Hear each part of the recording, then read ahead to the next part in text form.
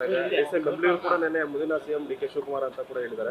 High command ಕೂಡ ಒಂದು ಅಫಾರ್ಮ್ ಮಾಡ್ತಾರೆ, ಯಾರು ಅಲ್ಲಿ ಬಹಿರಂಗ ಹೇಳಿಕೆ ಕೊಡಬಾರ್ದು ಅಂತ. ಗೊಂದಲ ಆಗ್ತಿದೆ. ನಮ್ಮ ಯಾವ ಶಾಸಕರಿಗೂ ಯಾವ ಮಂತ್ರಿಗಳಿಗೂ ಕೂಡ ಇದು ನಾವು ಚಿಂತೆ ಮಾಡ್ತಕ್ಕಂಥದ್ದಲ್ಲ. ಈ ಮಾಧ್ಯಮದವರು ನಿಮಗೇನೆ ಭಯಂಕರ ಚಿಂತೆ ಹತ್ತಿಬಿಟ್ಟಿದೆ, ಸಾಕಷ್ಟು ನಿಮಗೆ ಇದ್ರದ ಬಗ್ಗೆ ಆಸಕ್ತಿ ಭಯಂಕರ ಬಂದ್ಬಿಟ್ಟಿದೆ. ಯಾರಾದರೂ ಏನೋ ಒಂದು ವಿಷಯ ಸಣ್ಣದೊಂದು ಯಾವುದೋ ಸಂದರ್ಭದಲ್ಲಿ ಹೇಳಿದ್ದು ನೀವೇ ಅದನ್ನು ಒಂದು ದಿವಸದಿಂದ 24 ತಾಸು 48 ತಾಸು ಕಡಿತಾ ಇರ್ತೀವಿ. ಇನ್ನೇನು ಹೇಳೋದು ನಿಮಗೆ? ಇದ್ರ ಬಗ್ಗೆ ನಾವು ಯಾವುದೂ ಕೂಡ ಕಾಮೆಂಟ್ ಮಾಡ್ತಕ್ಕಂಥದ್ದು ಅವಶ್ಯಕತೆ ಇಲ್ಲ. ನಮ್ಮ ರಾಷ್ಟ್ರೀಯ ಅಧ್ಯಕ್ಷರು ಮಾನ್ಯ ಮಲ್ಲಿಕಾರ್ಜುನ್ ಖರ್ಗೆ ಸಾಹೇಬರು ಈಗಾಗಲೇ ಸ್ಪಷ್ಟ ಸಂದೇಶವನ್ನು ಕೊಟ್ಟಿದ್ದಾರೆ, ಎಲ್ಲರೂ ಬಾಯಿ ಮುಚ್ಕೊಂಡು ಇರಬೇಕು ಅಂತ. ಹಿಂಗಿದ್ದಾಗ ನೀವು ಕೇಳಿದ್ರೆ ನಾವೇನು ಹೇಳೋಕ್ಕಾಗುತ್ತೆ? ಅಲ್ಲ ಸರ್, ವಿಪಕ್ಷ ನಾಯಕ ಆರ್ ಕೂಡ ನವೆಂಬರ್ 15-16ರಲ್ಲಿ ಮ್ಯೂಸಿಕಲ್ ಚೇರ್ ಆರಂಭ ಆಗುತ್ತೆ ಅಂತ ಹೇಳಿದ್ದಾರೆ. ಸಿಎಂ ಬದಲಾವಣೆ ಆಗುತ್ತೆ ಅಂತ ಹೇಳ್ತಾ ಇದ್ದಾರೆ. ಡಿ ಕೆ ಶಿವಕುಮಾರ್ ಅವರು ಒದ್ದು ಕಿತ್ಕೊಳ್ತಾರೆ ಈಗ ಅವ್ರಿಗೆ ಗೊತ್ತಿದೆ ಅಂತ. ಪಾಪ ಅಶೋಕ್ ಅವರಿಗೆ ಅಪೋಸಿಷನ್ ಲೀಡರ್ ಆಗಿದ್ದಾರೆ, ಏನಾದರೂ ಪ್ರತಿನಿತ್ಯ ಹೇಳಬೇಕಾಗುತ್ತೆ. ಏನಾದರೂ ಹೇಳದೇ ಇದ್ದರೆ ಅಲ್ಲಿ ಮೇಲಿನವ್ರು ಕೇಳ್ತಾ ಇದ್ದಾರೆ, ಏನು ಮಲ್ಕೊಂಡಿಯಾ ಅಂತ ಕೇಳ್ತಾರೆ. ಹಿಂಗಾಗಿ ಅದನ್ನು ಸ್ವಲ್ಪ ಸುದ್ದಿ ಒಳಗೆ ಇರಬೇಕು ಅಂತೇಳಿ ಇಂಥವೆಲ್ಲ ಹೇಳ್ತಾರೆ. ಅಶೋಕ್ ಅವರಿಗೆ ನಾನು ವಿನಂತಿ ಮಾಡ್ತೀನಿ, ನಿಮ್ಮ ತಾಟದೊಳಗೆ ಹೆಗಣ ಬಿದ್ದಿದೆಯಪ್ಪ, ಅದನ್ನ ತಗೊಳ್ಳಿ ಮೊದಲು. ಬೇರೆ ತಾಟಿನಲ್ಲಿ ನನ್ನದ ಬಗ್ಗೆ ಯಾಕೆ ನೀವು ಚಿಂತೆ ಮಾಡ್ತೀರಿ? ನಿಮ್ಮ ಪಕ್ಷದೊಳಗೆ ಏನು ನಡೆದಿದೆ ನೋಡ್ಕೊಡ್ರಿ. ಬೇರೆದವ್ರ ಬಗ್ಗೆ ಏನು ನಿಮಗೆ ನೈತಿಕ ಹಕ್ಕಿದೆ ಮಾತಾಡೋದು? ನಾನು ಅಶೋಕ್ ಅಣ್ಣಿಗೆ ಇಷ್ಟ ಹೇಳ್ತೀನಿ, ನೀನೊಬ್ಬ ವಿರೋಧ ಪಕ್ಷದ ನಾಯಕರಾಗಿ ನಿಮ್ಮ ಪಕ್ಷ ಸರಿ ಮಾಡ್ಕೊಳ್ಳೋದ್ರ ಬಗ್ಗೆ ಹೆಚ್ಚು ಗಮನ ಕೊಡಪ್ಪ. ನೀನು ನಿನ್ನ ಟೆಂಟ್ ಕಿತ್ಕೊಂಡು ಹೊಂಟಿದೆ, ಇನ್ನು ಬೇರೆಯವ್ರ ಟೆಂಟದ ಬಗ್ಗೆ ನೀನೇನು ಆಲೋಚನೆ ಮಾಡ್ತೀರಿ ನೀವು?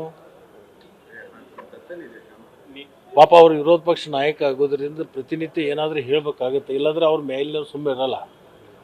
ಯಾಕೆ ವಿರೋಧ ಪಕ್ಷ ನಾಯಕ ನೀನು ಸುಮ್ಮನೆ ಇರ್ಲಿಕ್ಕೆ ಮಾಡಿದ್ದೇನೆ ಅಂತ ಕೇಳ್ತಾರೆ. ಕುರ್ಚಿ ಉಳಿಸ್ಕೊಳ್ಳೋದಕ್ಕೆ ಈ ರೀತಿ ಆರೋಪ ಮಾಡ್ತಾ ಇದ್ದಾರೆ. ಅಲ್ಲಿ ಏನಾಗಿದೆ, ಅಧ್ಯಕ್ಷನ ಚೇಂಜ್ ಮಾಡಬೇಕು ಅನ್ನೋದು ಒಂದು, ಅಧ್ಯಕ್ಷ ಬೇರೆ ಆದಂಥ ಸಂದರ್ಭದಲ್ಲಿ ವಿರೋಧ ಪಕ್ಷ ನಾಯಕನ ಚೇಂಜ್ ಮಾಡಬೇಕು ಅನ್ನೋದು ಒಂದು ಚರ್ಚೆ ನಡೆದಿದೆ. ನಾನು ಆ ಪಕ್ಷದಲ್ಲಿದ್ದು ಭಾಳಷ್ಟು ಸ್ನೇಹಿತರು ನನಗೆ ಅಲ್ಲಿದ್ದಾರೆ. ಅಲ್ಲಿ ಎರಡೂ ಕುರ್ಚಿ ಮೇಲೆ ಟವಲ್ ಒಗಿಬೇಕು ಅಂತ ಹೇಳಿ ಎಲ್ಲರೂ ಸಜ್ಜು ಹಾಕೊಂಡು ಕುಂತಿರು.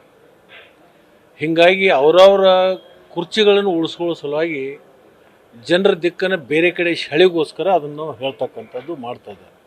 ಅದಕ್ಕೆ ಅಶೋಕ್ ಅಣ್ಣನಿಗೆ ನಾನು ಇಷ್ಟ ಹೇಳ್ತೀನಿ, ಅಶೋಕ್ ಅಣ್ಣ ನಿಂದು ಸೀಟನ್ನು ಭದ್ರವಾಗಿ ಇಟ್ಕೋ, ಆಮೇಲೆ ಬೇರೆಯವ್ರ ಸೀಟದ ಬಗ್ಗೆ ಭದ್ರತೆ ಬಗ್ಗೆ ಚರ್ಚೆ ಮಾಡೋಣ. ಈಗ ನೀವು ಕೂಡ ಬಿಜೆಪಿಯಲ್ಲಿ ಇದ್ದಂಥವ್ರು, ಇವತ್ತಿನ ಪರಿಸ್ಥಿತಿ ನೋಡಿದ್ರೆ ವಿಜಯೇಂದ್ರ ಅವ್ರನ್ನ ಇಳಿಸೋ ಸಾಧ್ಯತೆಗಳು ಇದಾವ ಸರ್? ನಾನು ಯಾಕೆ ಆ ಪಕ್ಷದ ಬಗ್ಗೆ ಚರ್ಚೆ ಮಾಡೋಕ್ಕೆ ಹೋಗಲಿ? ಅವ್ರಿಗೊಂದು ಕೆಲಸ ಇಲ್ಲ, ಬೇರೆ ಪಕ್ಷದ ಚರ್ಚೆ ಮಾಡ್ತಾರೆ. ಆಯ್ತು ಇದ್ದಾರೆ, ಆಯಿತು ಮಾಹಿತಿ ಇರುತ್ತೆ, ಅವ್ರಿಗೆ ಒಳ್ಳೇದಾಗಲಿ ಅನ್ನೋದು ಅಷ್ಟೇ ನಾವು ಕೇಳ್ತಿರ್ತೀವಿ. ಇನ್ನೇನು ಬೇರೆ ಏನು ಹೇಳೋಕ್ಕಾಗಲ್ಲಲ್ಲ. ಆ ಪಕ್ಷದ ಬಗ್ಗೆ ಅವ್ರ ತಾಟಿನಲ್ಲಿ ಬಿದ್ದಿರ್ತಕ್ಕಂಥ ಹೆಗಣ ತೆಗಿಲಿಕ್ಕೆ ನಾವ್ಯಾಕೆ ಹೋಗಬೇಕು? ಅವ್ರು ತಕ್ಕೋಬೇಕು. ಇಲ್ಲಿ ಕಾಂಗ್ರೆಸ್ನಲ್ಲಿ ಸಿದ್ದರಾಮಯ್ಯ ಬಣ, ಇನ್ನೊಂದು ಕಡೆ ಡಿ ಕೆ ಶಿವಕುಮಾರ್ ಬಣ, ಇದೆಲ್ಲ ನೋಡಿ ಯಾವ ಬಣನೂ ಇಲ್ಲ, ಬಾಣೂ ಇಲ್ಲ, ನೋಡ್ರಿ ಯಾವುದೂ ಇಲ್ಲ, ಏನೂ ಇಲ್ಲ. ಸರಳವಾಗಿ ಚೆನ್ನಾಗಿ 5 ವರ್ಷ ಹೋಗುತ್ತೆ. ನಿಮಗೆ ಇವತ್ತೇನೆ ಹೇಳ್ತೀನಿ, ಮುಂದೆ 2028ಕ್ಕೆ ಏನು ಚುನಾವಣೆ ಬರುತ್ತಲ್ಲ, ಅವಾಗೂ ಮತ್ತೆ ಕಾಂಗ್ರೆಸ್ ಅಧಿಕಾರಕ್ಕೆ ಬರುತ್ತೆ. ಈಗ ಕೊನೆಯದಾಗಿ ಸರ್, ಬೆಳಗಾವಿ ಅಭಿವೃದ್ಧಿ ಪ್ರಾಧಿಕಾರ ಅಂದರೆ ಗೂಢ ಇದರಲ್ಲಿ ಆಯುಕ್ತರು ನೇಮಕಾತಿ ವಿಚಾರವಾಗಿ ವೈದ್ಯ ಸುರೇಶ್ ನಮ್ಮನ್ನು ವಿಶ್ವಾಸಕ್ಕೆ ಪಡ್ಕೊಂಡಿಲ್ಲ ಅಂತೇಳಿ ಸತೀಶ್ ಜಾರಕಿಹೊಳಿ ಅವರು ನೇರವಾಗಿ ಅಸಮಾಧಾನ ವ್ಯಕ್ತಪಡಿಸಿದ್ದಾರೆ ಸರ್. ಏನು ಆ ರೀತಿ ನಡೆದಿದೆಯಾ ಸರ್? ವಿಶ್ವಾಸಕ್ಕೆ ಪಡ್ಕೊಂಡಿದ್ದಾರೆ ನಿಮ್ಮನ್ನೆಲ್ಲ? ನನಗೇನು ಗಮನಕ್ಕೆ ಬಂದಿಲ್ಲ, ಅದ್ರ ಬಗ್ಗೆ ನನ್ನ ಜೊತೆಗೆ ಯಾರು ಚರ್ಚೆನೂ ಮಾಡಿಲ್ಲ, ಆ ಗೋಜಿಗೆ ನಾನು ಹೋಗಿಲ್ಲ. ಸರ್, ಈಗ ಕ್ಯಾಬಿನೆಟ್ ರೀಶಫಲ್ ಆದರೆ ತಾವು ಕೂಡ ಸಚಿವ ಸಂಘದ ಆಕಾಂಕ್ಷಿ ನಾವು, ಅದಕ್ಕೆ ಮುಖ್ಯಮಂತ್ರಿಗಳು ಹೈಕಮಾಂಡ್ ಏನು ತೀರ್ಮಾನ ತಗೋತಾರೆ ಆ ತೀರ್ಮಾನಕ್ಕೆ ನಾವು ಬದ್ಧರಾಗಿರ್ತೀವಿ. ಅವೆಲ್ಲ ಆಂತರಿಕ ವಿಷಯಗಳನ್ನು ಸಾರ್ವಜನಿಕವಾಗಿ ಹೇಳೋಕ್ಕಾಗತ್ತಾ? ಗಂಡ ಹೆಂಡತಿ ಮಧ್ಯದಲ್ಲಿ ಅನೇಕ ರಾತ್ರಿ ಚರ್ಚೆಗಳಾಗಿರ್ತಾವೆ, ಅದನ್ನೆಲ್ಲ ಸಾರ್ವಜನಿಕ ನಿಮ್ಮ ಮುಂದೆ ಹೇಳೋಕ್ಕಾಗತ್ತಾ? ಅಂದರೆ ಚರ್ಚೆ ಆಗಿದೆ ಅಂತ ಹೇಳ್ತಿದ್ದೀರಾ ಸರ್ ಪರೋಕ್ಷವಾಗಿ? ನೀನು ರೆಕ್ಕಿ ಪುಕ್ಕಿ ಕಟ್ಟಿ ಮತ್ತು ಕಾಗಿ ಹರಿಸೋ ಕೆಲಸ ಮಾಡಬೇಡ. ಅದೇನಾಗಿದೆ ಅವ್ರು ನಮ್ಮ ಮಧ್ಯದಲ್ಲಿ ಆಗಿದೆ, ಅದು ನಮಗೆ ಅವ್ರಿಗೆ ಮಾತ್ರ ಗೊತ್ತಿದೆ ಯಾವುದು ಏನು ಎಂತು ಅಂತ ಹೇಳಿ. ಈಗ ಯಾಕೆ ಚರ್ಚೆ? ಗಂಡ ಹೆಂಡ್ರು ಅಂತಕ್ಕಂಥದ್ದು ಇದೇನು ಈ ಗ್ರಾಮೀಣ ಪ್ರದೇಶದಲ್ಲಿ ಒಂದು ರಾತ್ರಿ ಬೆಳತನಕ ಈ ಹರದೇಶಿ ನಾಗೇಶ್ ಅಂತೇಳಿ ಒಂದು ಪಂದ್ಯಾವಳಿ ನಡೀತಿರ್ತದೆ ರಾಜಕೀಯದೊಳಗೆ. ಓಕೆ.